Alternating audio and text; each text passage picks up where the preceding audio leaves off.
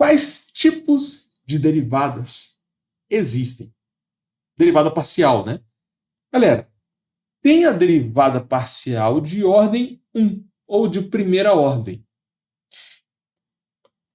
Isso vai depender da função. Se a função tiver duas variáveis, você pode encontrar a derivada em relação a x e você pode encontrar a derivada em relação a y.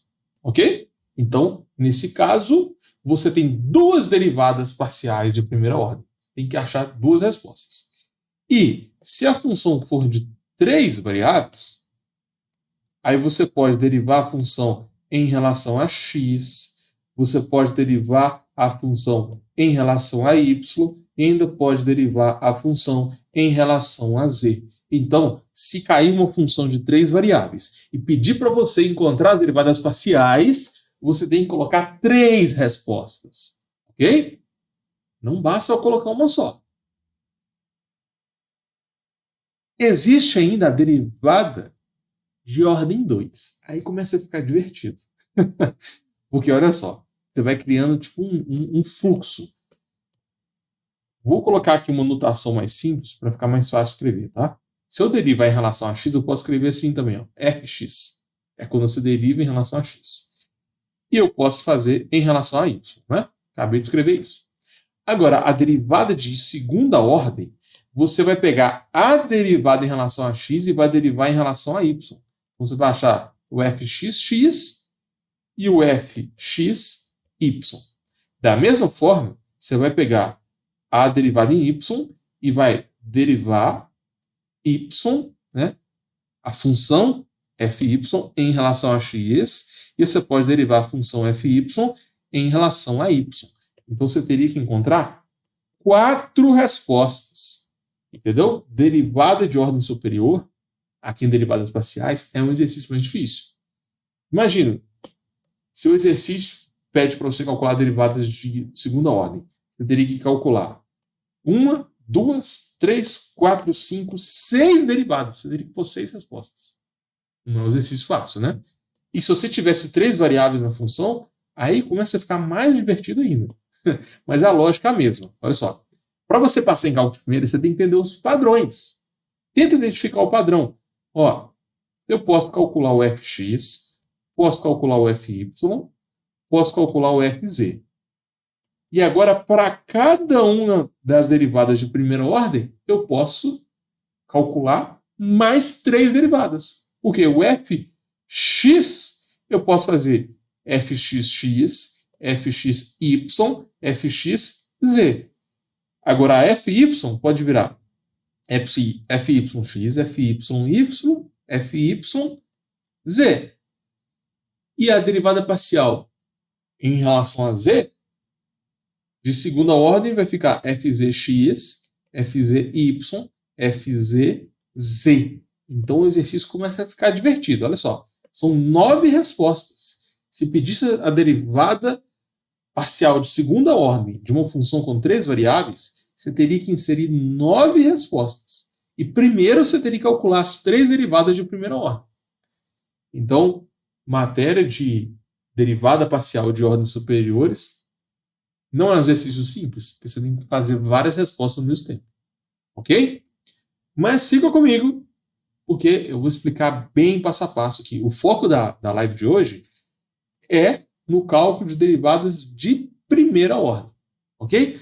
Mas a lógica é a mesma. Você só vai fazer várias derivadas. Quais são as maiores dificuldades dos alunos? Olha só, isso acontece com vocês? Eu demoro muito para achar a resposta. Você vai lá, pega uma questão, seu professor em sala faz em 1 minuto. Aí você pega para estudar em casa e fica lá 10 minutos, 30 minutos e não consegue acertar a questão de jeito nenhum. Você só vai acertar depois de ficar ali umas 2 horas quebrando a cabeça. Isso já aconteceu com você? Porque comigo, quando eu fiz cálculo 1, isso acontecia direto. Eu estava lá no cálculo 1, morrendo de medo de não passar em cálculo de primeira. Estava pensando que ia dar muito ruim nas provas. E eu demorava demais. Nossa, quando eu comecei a matéria de limites, lá em 2015, Meu Deus, eu pegava aquele exercício simples do Sturt, aquele exercício o exemplo resolvido do livro, o mais simples de todos. O professor em sala resolveu o exercício em 1 minuto. E eu ficava lá quebrando a cabeça. Eu tentava uma vez, dava errado. Tentava 2, tentava 3, tentava 4. Eu tinha que fazer o exercício umas 10 vezes só para chegar na resposta. Então, enquanto o professor ficava lá 2 horas, enquanto eu demorava umas 2 horas para entender um exercício, o professor passava em sala em 120 segundos, menos de 2 minutos. Então, como que você vai fazer uma prova de cálculo desse jeito? Se você demora 2 horas para fazer um exercício simples, como é que você vai fazer uma prova de cálculo de 2 horas em várias matérias diferentes? Então, você tem que estudar usando um método que funcione para você.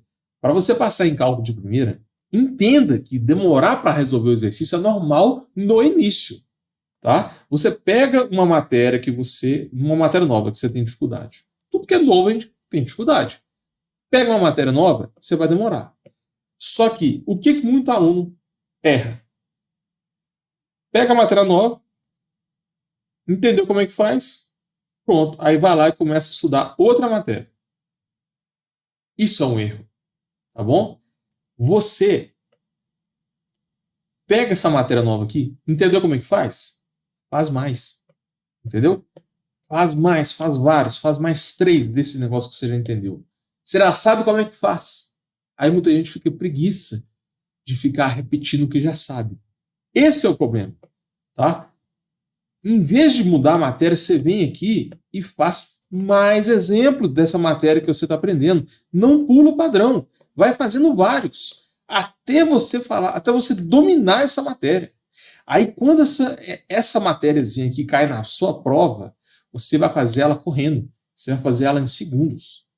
Entendeu? Então, antes de mudar a matéria que você está estudando, domine uma matéria. E você deve fazer isso para cada tipo de padrão em cálculo. Se você começa a estudar limites, tem vários padrões de exercício. Vários. E dentro de cada padrão, você ainda tem vários outros padrões. O que eu recomendo é você pegar cada padrão e fazer de 10 a 15 exemplos para você fixar a matéria. Ficar fazendo exercício com padrões diferentes não é eficiente. Tá bom? Você só vai pegar velocidade, você só vai se preparar e passar em cálculo de primeira quando você começar a estudar exercícios repetitivos e que seguem o mesmo modelo de resolução.